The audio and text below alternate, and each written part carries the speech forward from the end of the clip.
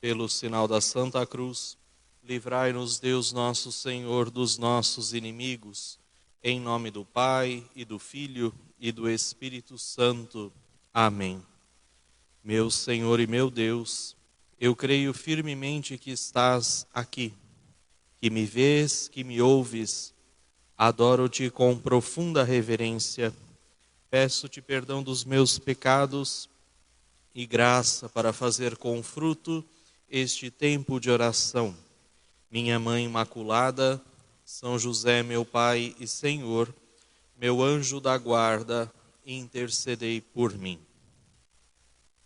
Esta 21ª meditação sobre os Salmos, nós fazemos a partir do Salmo 18, versículos 2 e 3 e 30. E o tema será: unido ao meu Deus, saltarei o muro. Nos diz assim o Salmo 18: Ó meu Deus, minha rocha, meu refúgio, meu escudo, força da minha salvação, meu asilo, porque por ti acometo os esquadrões inimigos, e com o meu Deus venço qualquer barreira.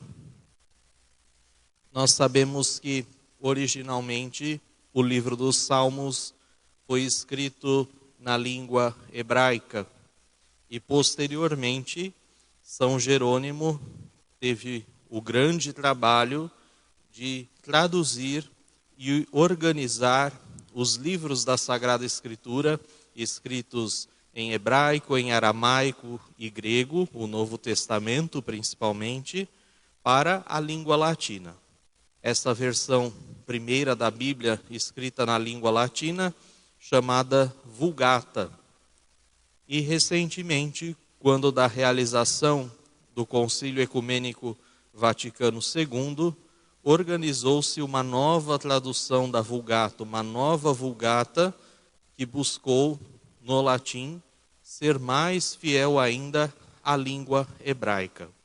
E quando nós lemos este versículo 30 na Bíblia Vulgata, na nova Vulgata, nós encontramos a expressão latina in Deo meu transiliam murum, que significa literalmente: unido ao meu Deus, saltarei o muro.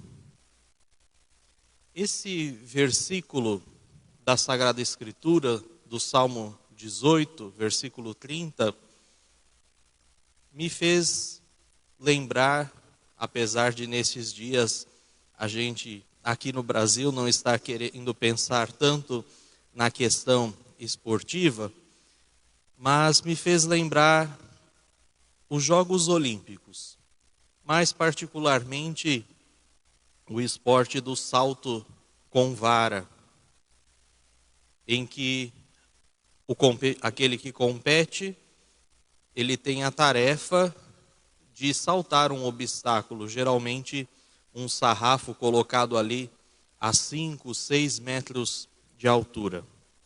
E geralmente nós vemos que aquele atleta ele sai correndo e muitas vezes no primeiro salto ele não consegue alcançar o seu objetivo.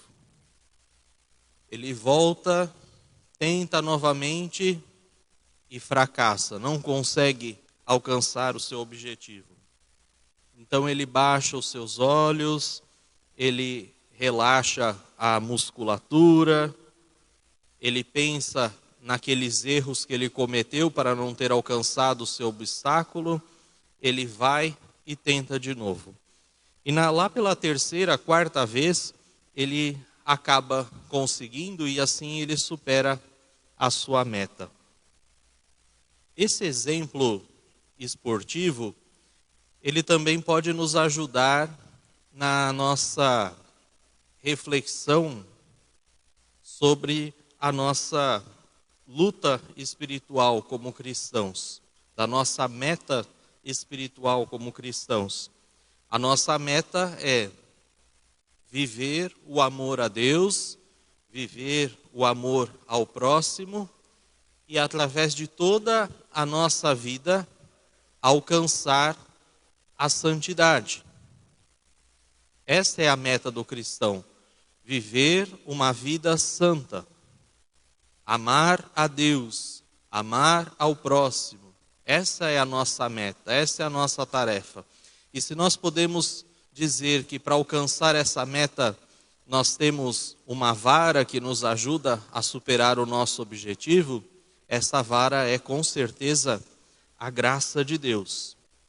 Pela graça de Deus nós podemos vencer tudo, mas é preciso lutar, é preciso praticar, é preciso se esforçar para fazer um bom uso desta graça de Deus.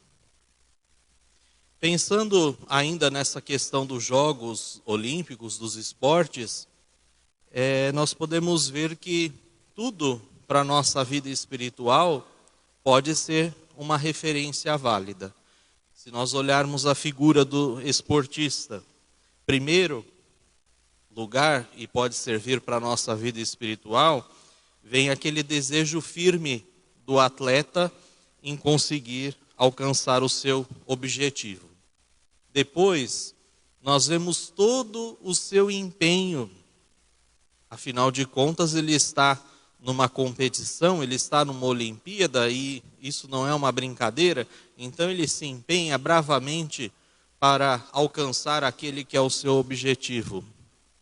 Depois, ele tem esperança para que, mesmo diante dos fracassos, ele não desanime e não abandone aqueles que são os seus objetivos. E por fim, ele tem perseverança. Ele persevera naquele esforço, ele tenta uma vez, ele tenta outra, ele é perseverante. Tudo isso nós podemos ver, e o primeiro a usar estes exemplos esportivos para falar do cristianismo, para falar do evangelho, foi o apóstolo São Paulo. Ele sempre gostou de fazer essa ligação, talvez pela sua relação com o mundo helênico, com o mundo grego, com o mundo das Olimpíadas no seu tempo. Então ele sempre fazia essas associações, sempre dava estes exemplos esportivos que eram muito comuns para o seu tempo. A gente pode ver isso lá na primeira carta aos Coríntios, a gente pode ver isso na carta aos Filipenses. São Paulo, ele utiliza sempre desse exemplo dos esportes. Agora, a partir da segunda carta de São Paulo a Timóteo, lá no capítulo 2, versículos 3 e 5, nós podemos ver alguns conselhos de São Paulo que nós podemos cultivar no nosso coração para que nós sejamos bons atletas de Cristo, para que a gente possa superar os nossos obstáculos e principalmente na nossa vida cristã alcançar os nossos objetivos. O primeiro conselho que São Paulo vai nos dar é a fortaleza. Nós precisamos dessa virtude da fortaleza para que diante dos desafios da nossa vida, a gente não se deixe de desanimar, nem pelo cansaço e nem pelo desânimo. É muito comum que essas duas situações nos vençam. O Salmo 43, ele vai dizer: a nossa fortaleza vem de Deus, porque tu és, Deus, a minha fortaleza.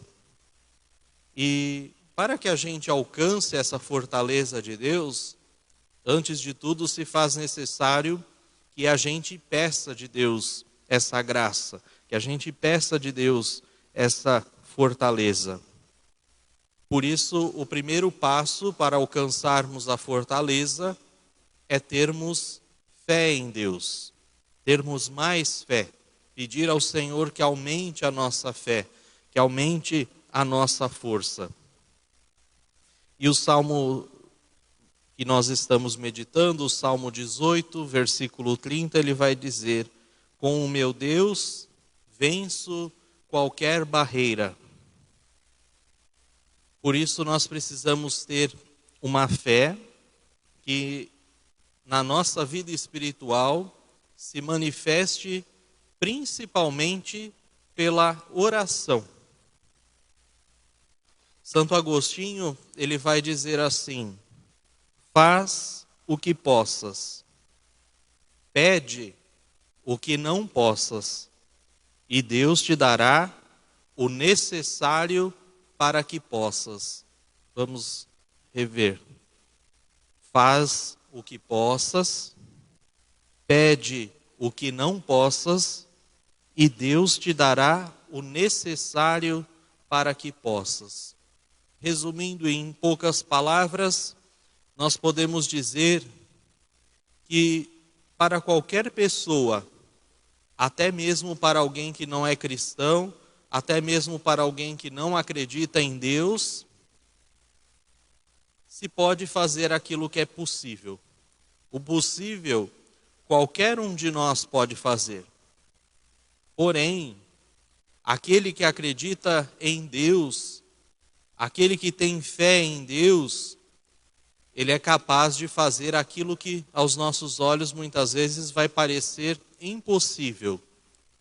Por isso, diante dos nossos desafios, diante dos nossos afazeres, a gente sempre deve buscar aquilo que aos nossos olhos parece impossível, porque nós cremos em Deus, porque nós pedimos a força de Deus e Ele é capaz de realizar o impossível nas nossas vidas.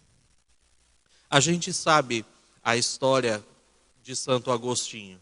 A gente sabe que ele viveu uma vida de pecado, a gente sabe que ele viveu uma vida muito difícil, mas com a graça de Deus, ele superou todos os seus pecados, todos os seus limites, e ele inclusive chegou a ser bispo da igreja. Ele chegou a ser um dos grandes nomes, um dos grandes doutores da igreja em sabedoria teológica, exatamente porque ele se abandonou na mão de Deus. Ele pediu a Deus que lhe desse a graça de fazer o impossível. Por isso, em todas as nossas lutas, voltando aos exemplos do mundo esportivo,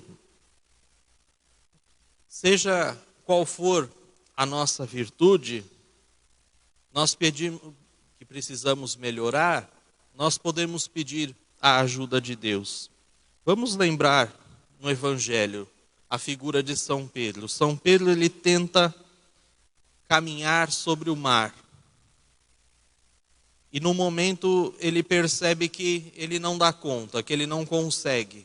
E ele começa a afundar. E ele pede a ajuda de Deus. E qual que é a atitude de Jesus naquele momento? Jesus lhe estende a mão. Jesus lhe estende a mão e pergunta: homem de pouca fé, por que você duvidou? E ele ali ajuda Pedro. Pedro tentou. Ao ver que não conseguiu, pediu a graça de Deus e Jesus o ajudou a conseguir o impossível. E ele caminhou junto com Jesus sobre as águas. Também ao lado da nossa fé, é preciso que a gente vença uma outra atitude muito comum. É preciso que a gente vença a nossa moleza. Como é comum, como é habitual que a gente tenha preguiça em fazer as nossas coisas. E por isso esse deve ser o primeiro inimigo que a gente deve derrotar. Os atletas sabem que, por melhor que sejam as condições que ele recebe para praticar o seu esporte, por melhor que seja o apoio, o incentivo, os instrumentos que ele usa ali para combater, para competir, se ele não fizer os sacrifícios necessários, se ele não treinar, se ele não tiver uma alimentação disciplinada, se ele não descansar devidamente, se ele não suprimir as bebidas, se ele beber e comer em excesso, dificilmente ele vai conseguir alcançar o seu objetivo. Então, para que a gente, de fato, verdadeiramente, como atletas de Cristo, para que a gente possa amadurecer na nossa vida cristã, é imprescindível que a gente peça de Deus a força para fazer estes sacrifícios, todos estes sacrifícios que a vida cristã nos pede. Às vezes são sacrifícios muito pequenos e a gente não dá conta de fazê-los. Outros não são tão pequenos. Então a gente precisa sempre da graça de Deus para alcançar a nossa meta. Por exemplo, há momentos em que a gente vai precisar refrear a nossa língua para não falar demais, para não fazer fofoca, para não lançar mentiras sobre a vida do outro. Às vezes a gente vai precisar refrear, dominar a nossa curiosidade, a nossa gula, a nossa falta de bom humor, refrear os pecados relacionados à sexualidade, à sensualidade. Coisas pequenas. Às vezes estabelecer horários para as nossas atividades, para as nossas tarefas. Fazer algumas penitências que nos ajudem a nos livrar dos nossos vícios. Por exemplo, um vício muito comum nos nossos dias de hoje, o gasto excessivo de tempo com o celular, com as redes sociais. Gastamos muito tempo com isso e às vezes depois vamos dizer que não temos um tempo melhor para ficar com a nossa família, para nos dedicar a algo que a gente goste, para nos dedicar a uma atividade esportiva, para nos dedicar à vida de oração, porque estamos ali o tempo inteiro viciados no celular. Então são coisas pequenas que nos levam a ter um autodomínio e assim nós podemos alcançar as nossas metas, os nossos objetivos. Outro ponto que São Paulo vai dizer lá na segunda carta a Timóteo é a questão da humildade. Como bons atletas de Cristo, nós precisamos ter sempre esta humildade de reconhecer os nossos limites, em reconhecer os nossos fracassos, os nossos erros e termos sempre a força para recomeçar, sermos humildes de recomeçar. Não permitir que aquele sentimento, muitas vezes, de amor próprio, nos afunde, nos faça desistir, nos faça deixar de lado aquilo que nós temos o desejo, o sonho de alcançar. Nós não temos dúvidas de que o que nos faz pessimistas, derrotados previamente, é o nosso orgulho, é a nossa falta de humildade, é a nossa soberba. Estes sentimentos, essas atitudes, esses vícios, esses pecados, nos fazem pessimistas, nos fazem derrotados previamente. Antes mesmo da gente fazer o que precisava fazer, esses sentimentos já nos invadem, já nos derrotam muitas vezes. A gente, pela nossa soberba, não suporta ver que fomos derrotados. Não suporta ver que não vencemos aquela tarefa, não cumprimos aquela tarefa. A gente pensa na nossa imagem pessoal e aí a gente desiste da nossa meta. A gente desiste do nosso objetivo. Um santo vai nos dizer que o cristão não é nenhum colecionador maníaco de uma folha de serviços imaculada, perfeita. E ele ainda acrescenta: santo não é aquele que não cai, mas o que se levanta sempre com humildade e com santa teimosia. O Papa Francisco, ele repete muitas vezes isso, que não há santo sem passado e não há pecador sem futuro. Ou seja, aqueles que alcançaram a santidade, certamente antes de alcançá-la foram pecadores, mas que perseveraram, que a cada queda, que a cada tombo, souberam recomeçar a sua vida, recomeçar a sua caminhada de fé. Por isso, está sempre à nossa disposição, diante dos nossos pecados, diante das nossas falhas, a nossa oportunidade de recomeçar, de pedir o perdão, a misericórdia de Deus através do sacramento da reconciliação, de forma que a gente possa se levantar, se reerguer o quanto antes e prosseguir na nossa caminhada. Por fim, São Paulo vai nos dizer de uma terceira característica muito importante para os atletas cristãos, que é a perseverança criativa. Perseverar não é simplesmente ficar sempre na mesma rotina, fazendo as mesmas coisas.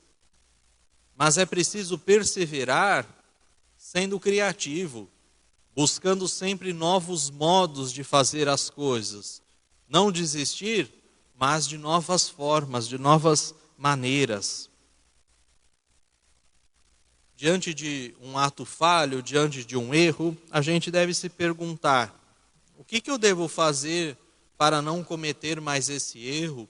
O que eu devo fazer para não cair mais nessa situação de pecado, de morte? De que forma eu posso avançar positivamente sobre as minhas falhas? De que forma eu posso subir um degrau a mais nas minhas virtudes? Fazendo essa reflexão, se nós formos sinceros ao fazermos esse diálogo com Deus, nós vamos perceber que é possível ser criativo e dar passos concretos. Por exemplo, se um ambiente nos leva ao pecado, à fofoca, à mentira, a gente não vai mais até ali. Se a gente chega no trabalho e fica com conversas inúteis, perdendo tempo com bobagens, ao invés de chegar no trabalho e gastar 1 hora do meu tempo falando bobagem, eu posso aproveitar aqueles instantes e oferecer meu dia, o meu trabalho a Deus. Acordar um pouquinho mais cedo para fazer uma oração, para ler um trechinho da palavra de Deus antes de começar o meu dia. Colocar horários para acessar as redes sociais, não ficar naquela curiosidade afobada de ver as notificações do WhatsApp.